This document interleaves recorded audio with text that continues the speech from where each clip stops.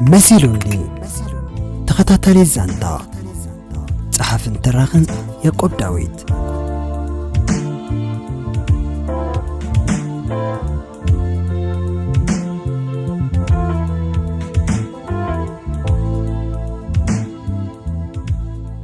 سلام كميك أنكم صخبركم سمعتي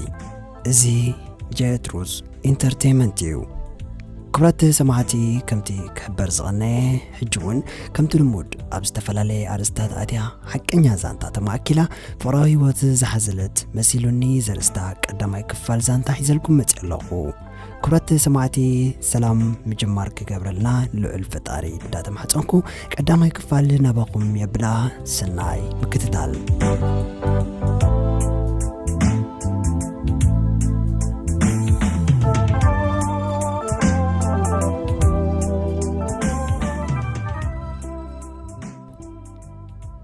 ماما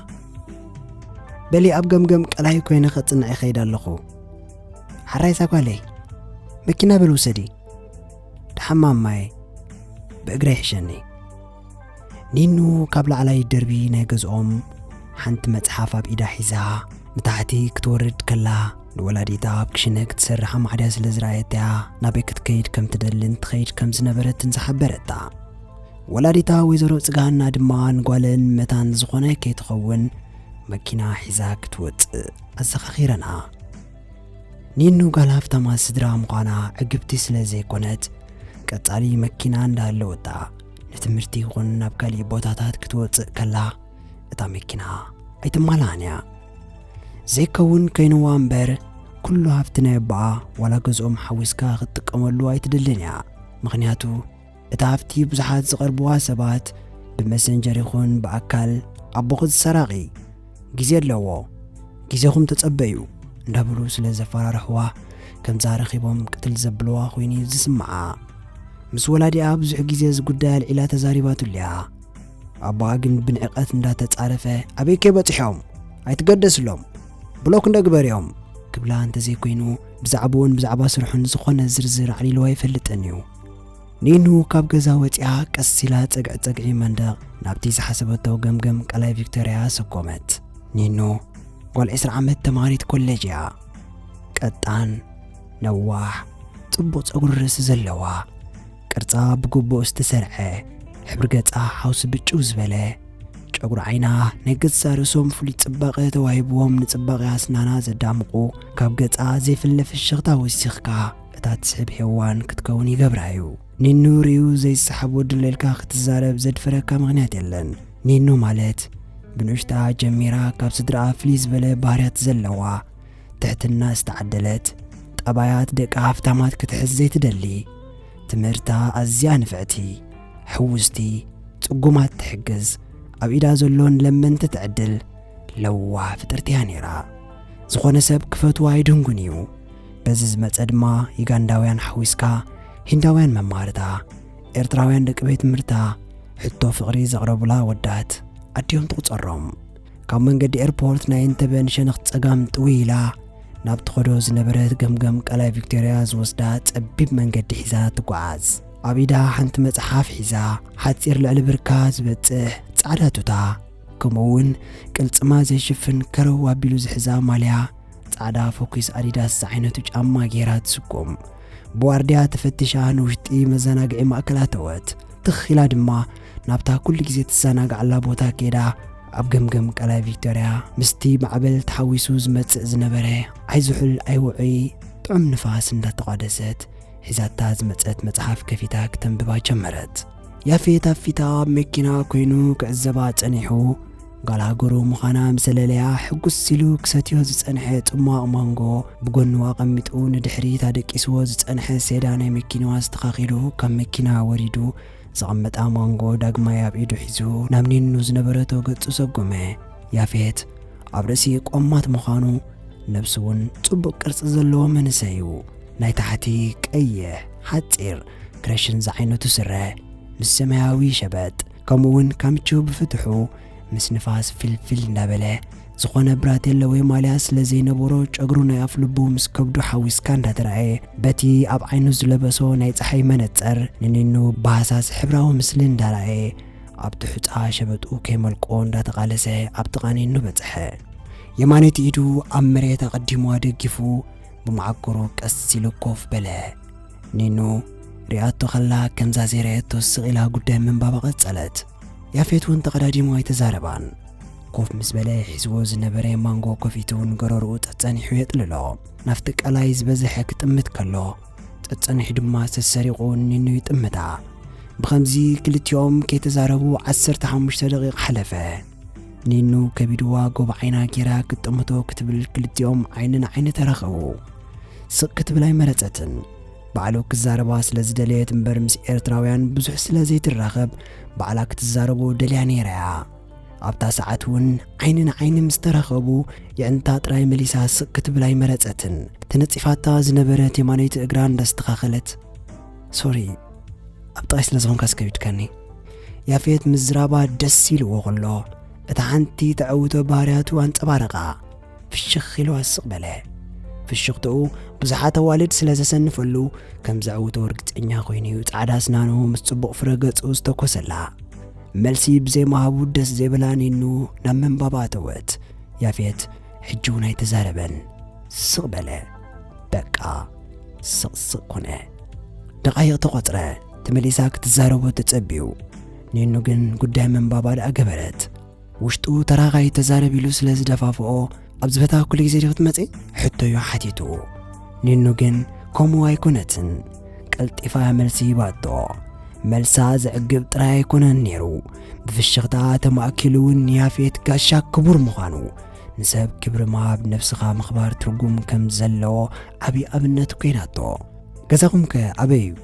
ካልእት ሕቶ ኣስዓበላ ኒኑ ሕጂ እውን ብንጹህ ልቢያ ክትምልሰሉ ፈቲና ገዛውተይ በዚ ኣንግለጡ ኢልከ ብሓቂ በዚ ጥቃና ቤገረብራን ማለት ድዩ ኒኑ ሽማ ኣቦኣ ምስ ሰምዐት ብስምባደ ነብሳ ተበልዐ ዝኾነ ዝሓታ ሰብ ንወላዲኣን ገዛኣን ዘይፈልጥ የለን እሞ ኣብኡ እንድዩ ገዛይ ክትብሎ ኣይደለየትን ስቕ መሪፃ ክትወፃ ስለ ዘይትኽእል ግን ክትምልስ ነይርዋ ኖ ገዛና እንዳ ቤገረብራን ሕልፍ ኢልካ እዩ ሕስዋ ኣቢላ መልሲ ሃበቶ ኦኬይ ብዝኾነ ኣነ ያፌት ይበሃል ጓል ሃገረይ ምስ ረኣኹ ዝተሓጐስኩ ክነግረኪ ይክእልን ይነው ንሕና እኮ ደምና ባዕሉ ይስበና እዋ ሓቂኻ ኢኻ ኣነ ኸኣ ሽመይ ንያት ይበሃል ግን ኒኑ ኢልካ ፀዋዕኒ ጽቡቕ ሌላ ኸ ይግበረልና ኣሜን እሞ ፈቓደኛ እንተኾንኪ ምሳይ ክማላእኪ ብሓንሳብካ ንምሳሕ ኣይ ያሬታ ኣነ ዝጽናዕ ኣለኒ ድሕር መዓልቲ ግን ብመደብ ንገብሮ ኢልኪ ጽቡቕ እሞ ቴሌፎን ክላ ዘይትብኒ ኣብ የማናይ ኢዱ ሒዝዋ ዝነበረ ኣይፎን ዝዓይነታ ሞባይሉ ኣቐበላ ኒኑ እውን ቁፅሪ ቴሌፎና ጸሓፈትሉ ቻው ተባሂሎም ሕቑ ሂብዋ 5 ስጉምቲ ዝኸውን ምስ ከደ ንድሕሪት ምልስ ኢሉ ካብ ጅብኡ ማስቲካ ውፅዩ እሞ እዚኣ ማስቲካ ድማ ካብ ማማ ዝተቐበልኩ ሓደራ ስለ ዝኾነት ከም መዘከርታ ይገድፈልክ ኣለኹ ግን ኣይትብል እያ ኣብ ኣርማዲኹም ኣቕምጥ እያ ኒኑ ብትዕቢቱ ሕጉስቲ ነበረትን ኢዳ ሰዲዳ ግን እታ ማስቲካ ተቐበለቶ ብሃፍቱ ዝንየት ሰብ ምዃኑ ብዘይ ጥርጥር ኣረጋገጸት ብፍላይ ኣብ ጥቓ ዝነበረት መኪኑ ደይቡ ምስ ተበገሰ ካብቶም ትጸሎም ሃፍታማት ከም ዝኾነ በረሃላ ንሳ ሃፍቲ ናይ ኣቦኣ ስለ ዝረኣየት በቃ ሃፍቲ ንዓኣ ብላሽ እዩ ኩትር ጽልኡ ናብ ሃፍቲ ነይርዋ እዩ ሕሉፍ ናይ ገዞም እንጀራ ኩሉ ግዜ ምስ ረገሞት እያ ንያፌት ድማ ሬንጅ ሮቨር ዝዓይነታ ከም ናይ ወላዲኣ መኪና ሒዙ ምስ ረኣየቶ እዚ እውን ኣቦኡ ከም ባባ ዓሚፁ ሎምፆ ገንዘብ የፍቲምዎ ይኸውን በይና ግምት ሓበት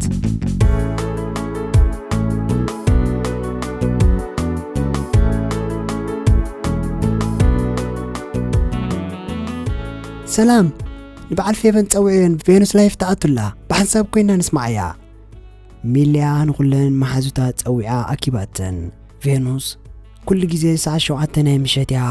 ኣብ ፌስቡክ ላይፍ ወፂያ ትዛረብ ኩሉ ትዛረቦ መጥመሪ የብሉን ኣዝየን ብዙሓት ኣዋልድ ግን ይከታተላየን ኣብ ትርፊ ጊዜኣ ከም መዘናግዒ ኢላ ሰብ ክሕዝላ ዝሓሰበቶ ማርእስቲ ከፊትያ ትዛረብ ኩላተን ዝከታተላ እውን ደስ ኢልዎን ወይ እውን ተመሲጠን ትምህርቲ ክረኽባ ዘይኮናስ ከም መስሓቕን መሕለፊ ጊዜን እየን ዝሰምዓ ሓደ ጊዜ ትዛረቦ ኣገደስቲ ቃላት ክረኽባ ከለዋ ድማ ኣብ ህይወተን ምትእስሳር ገይረን ይጥቀማሉ እየን ሚሊ ማሓዙታ ምስ መጻ ቀሪባታ ዝጸንሐት ቡን ክትቀልዋ መሽረፈታ ቀስኪራ የማን ጸጋም እንዳዋዛወዘት ኣወላ እኸለታ ቬኑስ ትልፍልፍ ንሰን ስሕቓ ቡን ድማ ተወዲያ ሚሊ ኣብ መንጎ ቴሌፎን ትደዊላታ ንደገ ወጸት ሃሎ ሰለ ከመይ ዋልካ ኣብ ባልኮኒ ተገምጊማ ንከተማዋ እንዳጠመተት ይሓቲታቶ ሚለይ ናፊቐኪ እኮ ደው ኢለ እንታይ ዳ ኣይተኣኽን ዲኽ ድምፂ ክጽቡቕ የለን እወ ኣይተኣኹን ሰላወይ ሕጂ ከዕርፍ ምሸት ክድውለልካ ብቻኻ ሕማቕ እየ ዘለኹ በሊ ምሸት ግን ደውለይ እኺ ክጽበየከ ናፊቐክ ኣለኹ ሚለይ ሓራይ ጸገም የለን ክድውለልካ ምስክናይ ሰሎሞን ናይ ልባ መሲልዎ ብልቡ ነንጊጽላ ሚሊ ግን ክትዕልሎ ስለ ዘደለየት እያ እምበር ሕማም ዝበሃል ኣይነበራን ሞባይል ዓጽያ ናብ ማሕዙታ ተጸንበረት ምሉእ ምሸት ሓድስ ጃና መጺኡ እንዳበላ ሹሻ እንዳሰሓባ ንኹሎም ኣብ ላይ ፎጭም ዝዛረቡ ዝነበሩ ሰባት ክስሕቖም ኣምስያ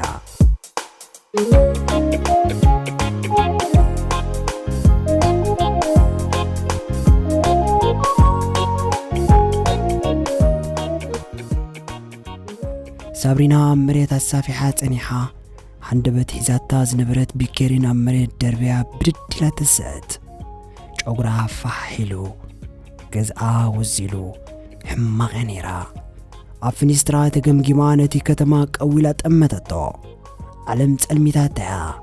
ሽቓቓትያ ንነብሳ ኣብ መስትያት ተገምጊማ 10 ደቂቕ ዝኸውን ጥምት ኣበለታ ካብ ዕንታ ናይ ተስፋ ምቑራጽ ንብዓት ኮረር በለ ናብ ሳሎን ተመሊሳ ነቲ ናይ ሹሻ ሓፂን ብእግራ ቀሊዓ ኣውደቐቶ ነታ ባኮ ሽጋራውን ብእግራ ጌራ ርግጽግጽ ኣበለታ ክትሰትዮ ዝጸንሐት ጥርሙዝ ቮድካ ናብ ሽቓቕ ወሲዳ ባሒሊ ናብ መሬት ደርብያ ሰበረቶ ዓው ውልቂ እውይ በለይ መጻ ነይሩ ብጎራብቲ ክንደይ ግዜ ተኸሲሳ ሪከርድ ስለ ዝነበራ ግን ኣውያታ ንውሽጣ ውሒጣቶ ዓቕላ ጸቢብዋ እንከሎ ቴሌፎና ክድወል ርያታ ናብ ሞባይላ ቀሪባ ተቐበለታ ሓዋይ ዝድውለላ ነይሩ ሃሎ ሰሎሞን ሓወይ ከመይ ዋልካ ህውኽ ኢላ ሓቲታቶ ሰሎሞን ድምፂ ደስ ኣይብሎን ንሱ ብዛዕባ ሓፍቱ ዝፈልጦ የብሉን ከም ትሰርሕ ጽቡቕ ህይወት ከም ዘለዋ ትዕልሎ ይኣምና እዩ ስለዚ ኣምናይ ድማ ኩሉ ገንዘቡ ቐምጥለ ኢሉ ዝሃባ ሳብሪ ሓፍቲ ኣይጣዕኽ እንዲኽዳ ኖ ዳሕኒ የሰልሐ ወይ ንስኻ ኸዳሕ እንዲኻ ግን ደስ ኣይበልክንን ሳብሪ ሓፍቲ ተጸሊይክ ድዩ ኖ ሰልሐ ወይ ዳሕኒ ደቂሰ ስለ ዝጸናኸ ኣሃ እሞ ሚሊ ገንዘብ ኣልይዋ ኣሎ ተጸሊእዋ ስለ ዘሎ ብቐልጢፍክ ስለ ድላ ሳብሪና ብሕርቃን ውልዕ በላ ንሚሊ ሰይተሓዋ ድሮ መን ምዃና ፈሊጣታስ ብዙሕ ዝገደደ ጉድውን ረኺባትላ ነይራያ ንሓዋ ህውኺላ ክትነግሮ ግን ኣይደልየትን ሰሎሞን ሓወይ ኣይበዝሕን ለንቅነምሽ $1,000 ስደድላ ኢልካነ ነርካ ድሓን ሳብሪ ስደድላ ይብለክ ኣለኹ ተሸጊራላ ንዓኽን ተሸጊርኩን ክትልዕሊ ትኽእል ኢኺ ጥራይ ንዓይ ንገርኒ ሳብሪና ኣይተዛረበትን ሕራኢላቶ ጥራይ ቴሌፎና ዓፀወት ሞባይላ ከየቐመጠት ኣብ ኢዳ ሒዛታ ኸላ ምስ ንብዓታን ጭንቀታን ተቓለሰት ገንዘብ የብላን እቲ ገንዘብ ኩሉ ኣጣፋፍያቶ እያ ካብ ብዙሕ ሰብ ተለቂሓውን ክትመልሶ ይካለትን ንሰሎሞን ኣበይ ጌርክዮ እንተኢልዋ መልሲ የብላን ኣጥፍያቶ እያ ንዓ እውን ኣበይ ከም ዘጥፍአቶ ንጹር ኣይኮነን ካብ ኩሉ ሰብ ስለ ዝተለቅሐት ንመን ከም ትድውለሉ ጨኒቕዋ ሕጂ ኸበይ ኣምፂአክ ባኢላ እንዳተጨነቐት እንከላ ሓደ ሰብ ዘኪራ ቴሌፎኑ ጠዊቓ ደወለትሉ ሃሎ ሰናሕ ወይ ከመይ ዋልካ ኦ ሳብሪ ከመይ ቀኒኺ ሰናይ ሳብሪና ዝደወለትሉ ልዕሊ ዓቕን ተሓጒሱ እዩ ነይሩ ምክንያቱ ንፈለማ ግዜያት ትድውለሉ ነይራ ንሱ 2 ዓመት ከም 2 መዓልቲ ለሚንዋ ክንደይ ግዜ ፍቕሪ ኢሉ ንሳ ግን ክትሰምዖ ኣይካለትን ካብ ካናዳ ናብ ዝነበረቱ ዓዲ ክረኽባ ኢሉ መጺኡ ክትረኽቦ ፈቓደኛ ኣይነበረትን ክንደይ ግዜ ለሚንዋ እዩ ሳብሪና ግን ዝሰምዕ እዝኒ ዝድንግጽ ልቢ ነበራን ኣብታ ሰዓት ግን ባዕላ ደው ኢላትሉ ሰናሕ ወይ ተሸጊረ በቃ ዓለም ጸልሚታትኒ ዓቕለይ ጽብኒ ደው ኢለልካ ዘረባኣ ጅምር ምሰበለት ንብዓታ ቀደማ ድምፃውን ተቆራረጸ ሰናይ ሰንቢዱ ካብ ዝነበሮ ሳሎን ብድድ ኢሉ ተሲቡ ደው ኮይኑ ክዛረባ ጀመረ ሳብሪ ኣይድሓንክ እንዲኺ ኣይድሓንኩን ግን በጫኻ ሰብ ኩነኒ ገዛይ መቓብር ኮይና ትስማዕንላ ሰናይ ሓወይ እሺ ሰብ ክኾነከ ጥራይ ፀገም ክካፍልኒ ሕረይ ትሕግዘኒ ኢኻ እምብግን ከይትብለኒ ንዋ ይብለክኒ ቃል ኹነ ንኽሕግዘክ እየ ሰናሕወይ ገንዘብ ኣድልኒ ኣሎ ምስ ረኸብኩ ክመልሰልካ እየ ብቻኻ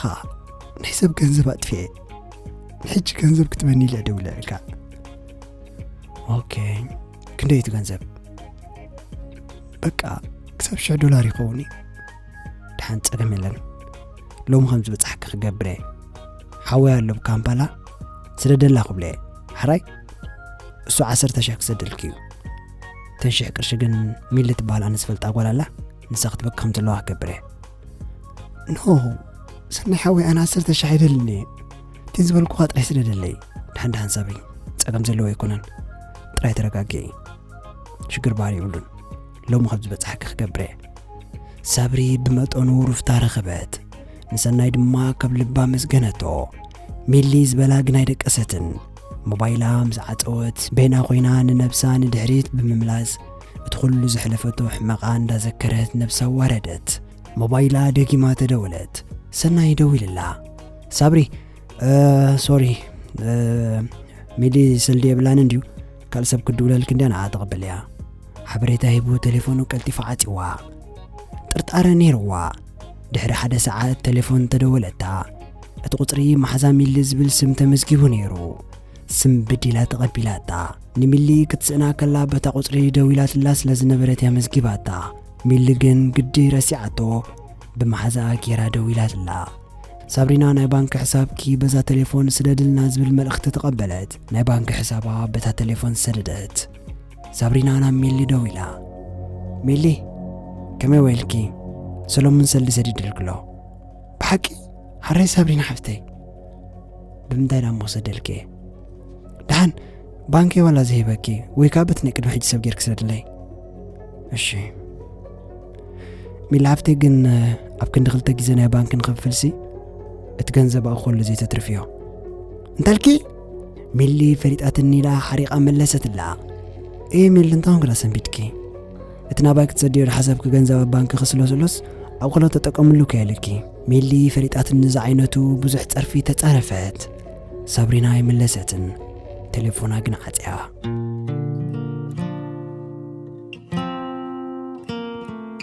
ክቡራት ሰማዕቲ ዛንታ መሲልኒ ቀዳማይ ክፋል ኣብ ዝተዛዚም ኣላ ካልኣይ ክፋል ቀደም ናይ ምሸት ሒዘልኩም ክመፅእ ክሳብ ሽዑ ግን ሰላም ጠና ንኹላትና